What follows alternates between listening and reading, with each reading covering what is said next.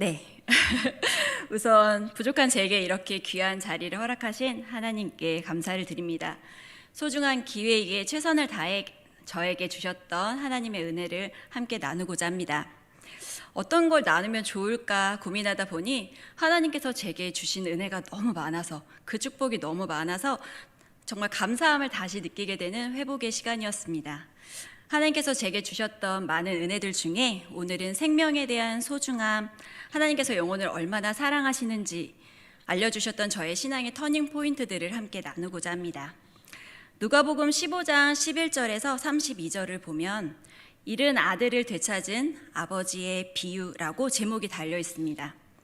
여기서 21절과 24절만 읽어보려고 하는데요. 아들이 이르되 아버지, 내가 하늘과 아버지께 죄를 지었사오니 지금부터는 아버지의 아들이라 일컬음을 감당하지 못하겠나이다 하나.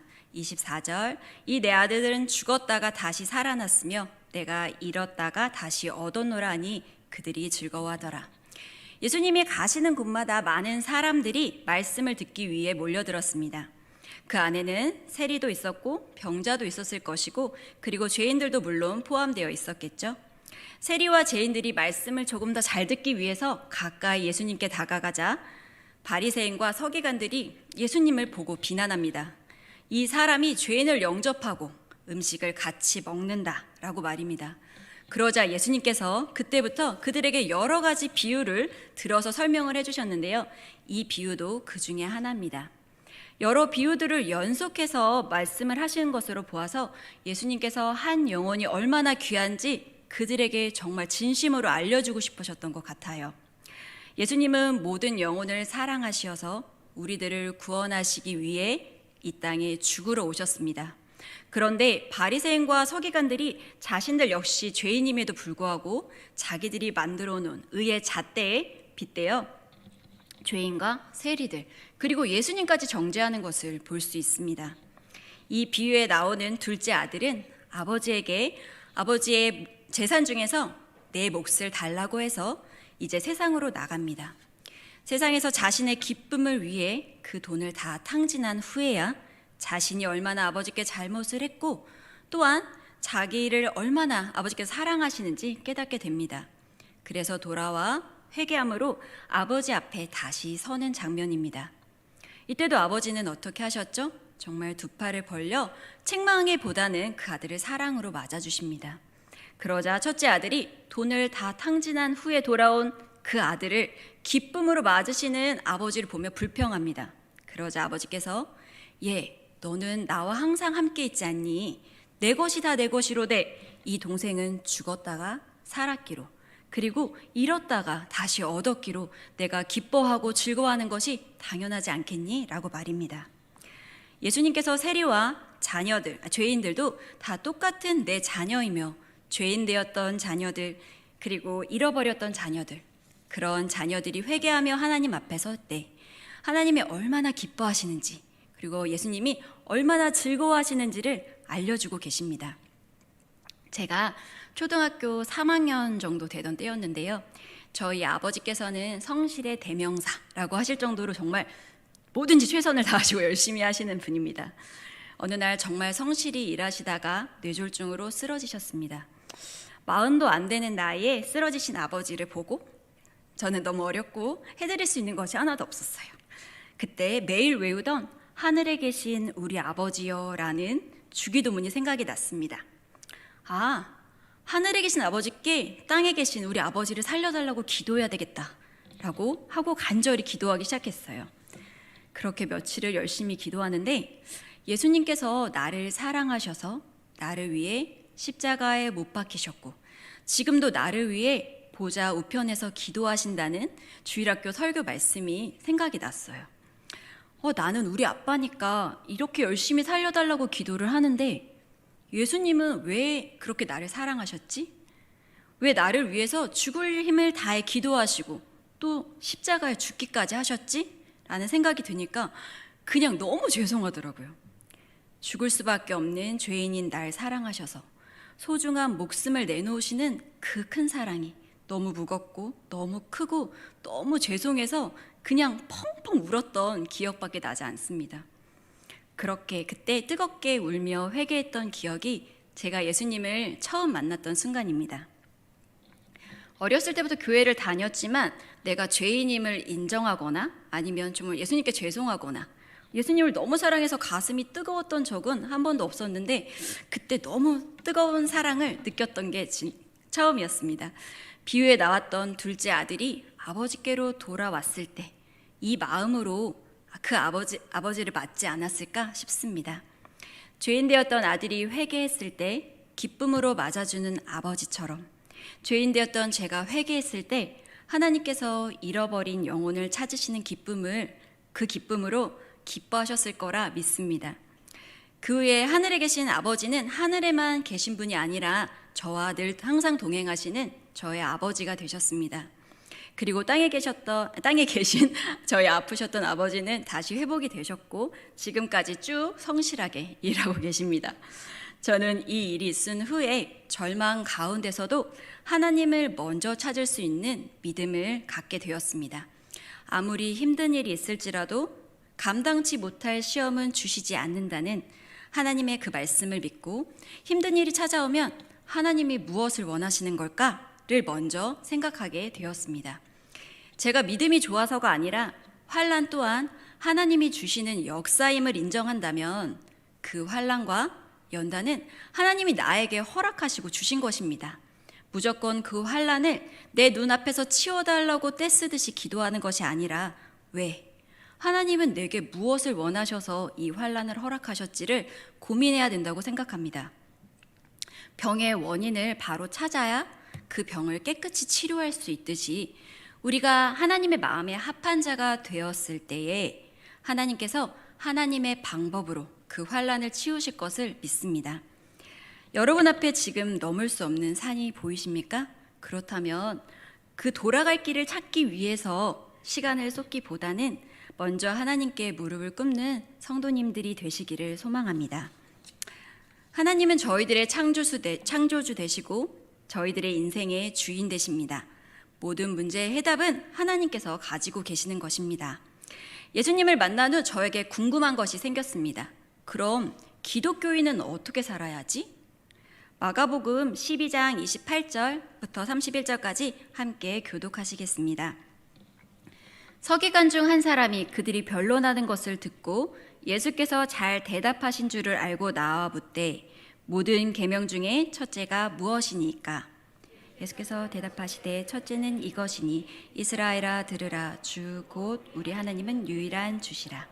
내 마음을 다하고 목숨을 다하고 뜻을 다하고 힘을 다하여 주 너의 하나님을 사랑하라 하신 것이요. 둘째는 이것이니 내 이웃을 내 자신과 같이 사랑하라 하신 것이라. 이보다 더 큰 계명이 없느니라. 아멘. 주님은 우리들의 삶의 문제의 해답을 성경 안에 모두 넣어주셨습니다. 내 마음을 다하고 목숨을 다하고 뜻을 다하고 힘을 다하여 주 너의 하나님을 사랑하라. 전 이 구절을 읽을 때 전쟁에 나아가는 장군과 왕의 대화처럼 느껴졌습니다. 왕이 전쟁에 나가는 장군에게 명령을 내리고 이렇게 장군이 명 받들겠습니다. 이렇게 텔레비 너무 많이 봤나요? 순종하는 그 장면이 이렇게 저는 떠올랐는데요. 우리의 왕 되신 하나님께서 우리에게 내 마음을 다하고 목숨을 다하고 뜻과 힘을 다해 하나님을 주 너의 하나님을 사랑하라고 명령을 하신다면 저희들은 네 라고 그 명령에 순종해야 할 것입니다. 이렇게 우리들은 이 땅에 사랑의 계명을 실천해야만 하는 세상으로 파송된 하나님의 군사들입니다. 둘째는 이것이니 내 이웃을 내 자신과 같이 사랑하라. 저희는 이 세상에서 살아가는 삶을 영적 전쟁이라고 하죠. 그렇다면 전쟁 속에 있는 전우를 아끼지 않으면 우리는 결국 적에게 죽음을 맞이할 수밖에 없습니다. 우리는 이 세상에 파송된 군사들로서 예수님의 지상 명령인 땅끝까지 복음을 전하기 위해서 서로 사랑하고 힘을 다해 예수님을 알지 못하는 영혼에게 복음을 전해야 합니다. 제가 믿음이 생기고 나서 이제 교회에서 활동을 하려고 보니 이렇게 찬양대, 성가대가 이렇게 가장 가까워 보이는 봉사더라고요. 그래서 이제 들어가려고 노력을 했는데 저는 참 노래를 못합니다. 그래서 성가대에 들어가서 이제 가운데 서면 제 소속을 모르고 소프라노 불렀다가 이제 알토가 커지면 알토 불렀다가 이제 소프라노 불렀다가 그래서 보면서 나 지금 뭐 하는 거지? 아니겠다, 이거 안 되겠다. 그래서 성가대에서 나와가지고 이제 찬양팀에 들어갔어요. 근데 찬양팀에 들어갔는데 심각한 이탈로 이제 팀을 공경에 빠지게 만드는 재주가 굉장히 뛰어나가지고 저희 팀장님께서 진짜 진심으로 안 해도 괜찮다고, 이거는 괜찮다고 그러셔가지고 이제 나왔어요. 안 되는, 이거 아닌가 보다 하고. 그래서 다른 걸 찾아보다가 바디 워십 팀에 들어가게 되었습니다. 그런데 하나님께서 얼마나 공평하신지 제게 찬양이 아니라 바디 워십에 달란트를 주셨다는 것을 알게 되었습니다.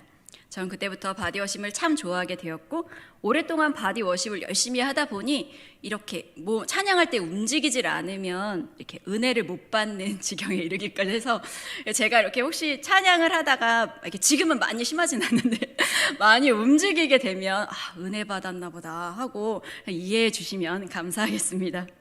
네, 제가 이제 고3 때 교회를 옮기면서 청년부에서 들어가게 되었는데요. 저 그때 청년부에서 왕성한 활동을 했었고, 그때 찬양팀 리더가 지금의 제 남편입니다. 일명 교회 오빠였죠. 저희 청년부는 정말 활발히 활동을 했었고요. 청년부 전체가 교회에서 거의 살다시피 하며 봉사하고 헌신했던 기억이 있습니다. 그때 태국으로 단기 선교를 가게 되었는데요. 교회에서만 활동을 했기에 정말 우물 안의 개구리처럼 제 스스로 믿음이 좋다고 여겼던 저는 태국에서 받았던 충격은 이루 말할 수가 없었습니다. 공항에서 내리자마자 커다란 절들과 정말 건물만한 불상들, 예수라는 이름을 부르기만 해도 경찰이 잡아가도 무방한 나라. 아니, 어떻게 이런 나라가 있지? 기독교가 법으로 금지된 그 나라에서 지금 말씀 전해야 되는 거야? 정말 믿기지가 않았습니다. 그곳에서 목숨을 걸고 선교하시는 선교사님들이 정말 너무 위대해 보였습니다. 책꽂이에 먼지가 수북한 성경책 한두 권 정도는 항상 소장하고 있던 저 같은 사람에게는 상상조차 할 수 없는 대단한 헌신같이 보였습니다. 그곳에 계신 크리스찬들은 정말 간절히 기도하셨고요. 선교팀 역시 아무리 피곤해도 교회에 모여 밤낮으로 기도하기 시작했습니다. 그렇게 이 땅에 있는 황무함을 보소서 하늘의 하나님 긍휼을 베푸시는 주여, 우리의 죄악을 용서하시사 이 땅 고쳐주시길 소망합니다. 정말 가사 한 구절 한 구절이 그곳에 함께 있던 모든 이들의 고백이 되었고, 이들을 구원하시길 정말 간절함으로 기도했었습니다. 하나님께서 나를 사랑하시어 이 땅에 오시고 나를 위해 죽으셨던 것처럼 온 세상에 있는 모두를 위해 예수님께서 죽으셨다는 생각을 그때 처음 머리가 아닌 마음으로 하게 되었습니다. 그러자 그때부터 한 영혼이 너무 귀한 거예요. 날 힘들게 하는 사람들을 보며 난 하나님 이렇게 믿으니까 난 나중에 천국 가면 되지. 근데 너 그렇게 살아가지고 천국 가겠니? 라고 속으로 이제 생각을 했던, 제 교만했던 그 제 자신을 돌아보게 되니까 자신의 잣대를 가지고 세리와 죄인들을 정죄했던 바리새인 같던 저를 보며 눈물로 회개하기 시작했습니다. 그 영혼 또한 하나님이 사랑하시는 영혼이라는 생각을 하게 되니 내가 뭐라고 라고 생각하면서 자연스럽게 용서하는 마음이 생겼고, 그들을 비판하고 심판하시는 건 하나님께서 하실 일이야 라고 넘기려고 굉장히 노력을 많이 하게 되었습니다. 주님이 날 사랑하시듯 이 사람들도 동일하게 사랑하시는구나. 하루가 천년 같고 천년이 하루 같으신 하나님이 왜 오래 참으사 아무도 멸망하지 않으시고 다 회개하기에 이르기를 원하시는지 깨닫게 되었습니다. 하나님은 전도에 미련한 것으로 사람들을 구원하려고 하신다는데, 부족한 제가 복음을 위해 애쓰는 시간들은 오히려 그 영혼들을 아끼시는 하나님의 마음을 깨닫는 시간이 되었고요. 나를 향한 하나님의 그 크신 사랑을 더욱 깊이 깨달을 수 있도록 허락된 은혜의 시간이었음을 깨닫게 되었습니다. 이제 마지막 이야기를 나눠보려고 합니다. 요한복음 16장 21절을 제가 읽어보겠습니다. 여자가 해산하게 되면 그때가 이르렀으므로 근심하나 아기를 낳으면 세상에 사람 난 기쁨으로 말미암아 그 고통을 다시 기억하지 아니하느니라. 제가 첫 아이를 낳을 때는 28살이었고요. 미국 유학 중이어서 이제 의지할 수 있는 곳이 아무도 없었을 때였습니다. 말스처럼 아이를 낳을 때가 되니 이제 낯선 곳에서 혼자 있다는 그 두려움이 너무 컸고 근심도 되게 많이 되더라고요. 그렇게 예정일이 되기 일주일 전이었는데 이제 마지막 검사를 받으러 병원에 간 날이었습니다. 의사가 자궁문이 열렸으니까 빨리 입원을 하라 그러더라고요. 그래서 통증이 없을 때, 진통이 없이 자궁문이 열리면 아기가 위험하다고 저에게 일러주었습니다. 그래서 그날 저녁 입원을 했고 밤새 기다렸지만 진통은 시작되지 않았습니다. 그 다음날 아침 의사가 너무 쉽게 그냥 빨리 낫는 게 좋겠다고 하더라고요. 그래서 촉진제를 놓고 양수를 터뜨리는 순간 아기의 심장을 체크하는 그 기계에서 삐, 삐, 삐, 삐라는 소리가 들렸어요. 분명 영화에선 사람이 이렇게 죽기 전에 삐 소리가 나며 대성통곡을 하는 그 장면인데 뭐지? 라는 생각이 들었고 처음에 너무 황당해서 뭐야? 나 지금 우리 아기 잃은 거야? 10달 동안 이 날만 기다렸는데 지금 나 아이 못 보는 거야? 라는 생각이 들었습니다. 삐 소리와 함께 제가 있는 층은 비상이 걸렸고 제 몸에 붙어있던 모든 전선들을 막 빼서 간호사와 의사가 뛰기 시작했습니다. 낯선 사람들, 처음 보는 수술실, 그리고 움직임이 없는 낯선 아이. 전 그저 하염없이 울기 시작했습니다. 하나님 도와주세요. 하나님 살려주세요. 하나님 제게 이 순간을 왜 주십니까? 아이가 세상에 나와 빛을 볼 수 있도록 도와주세요. 라고 기도했습니다.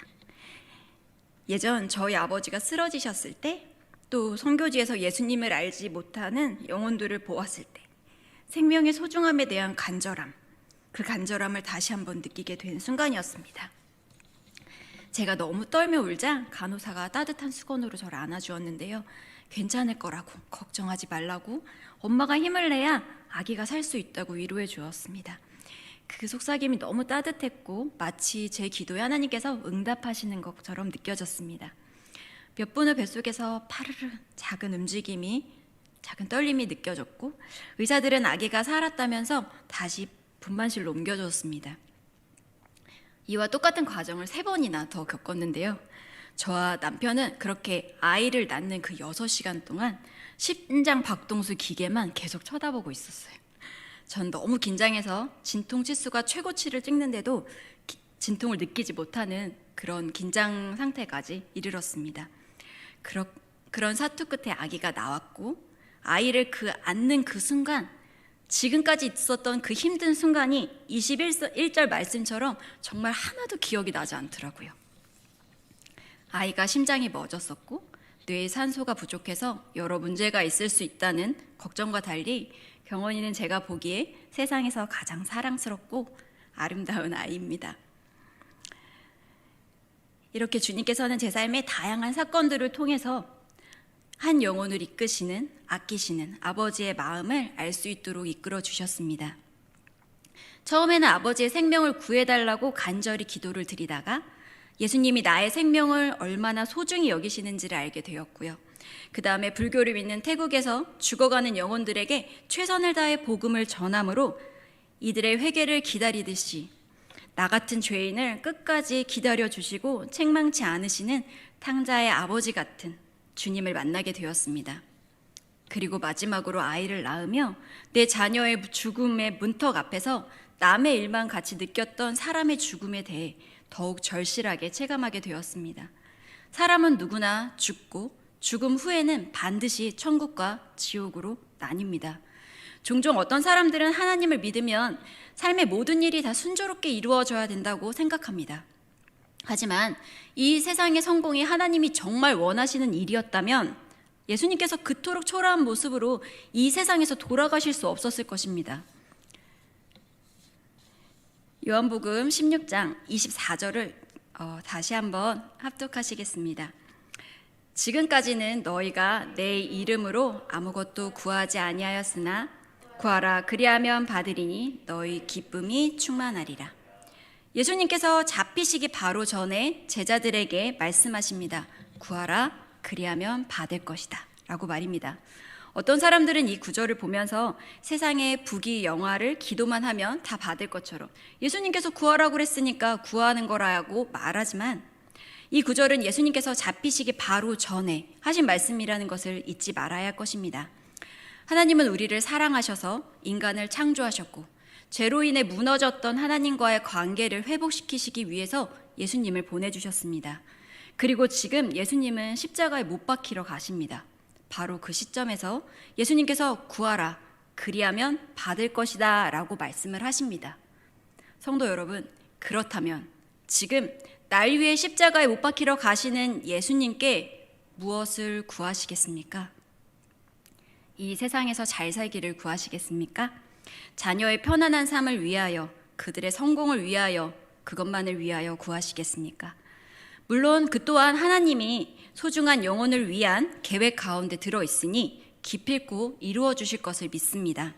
하지만 그것은 우리라는 그릇을 만드신 토기장이신 주님의 계획의 일부일 뿐입니다.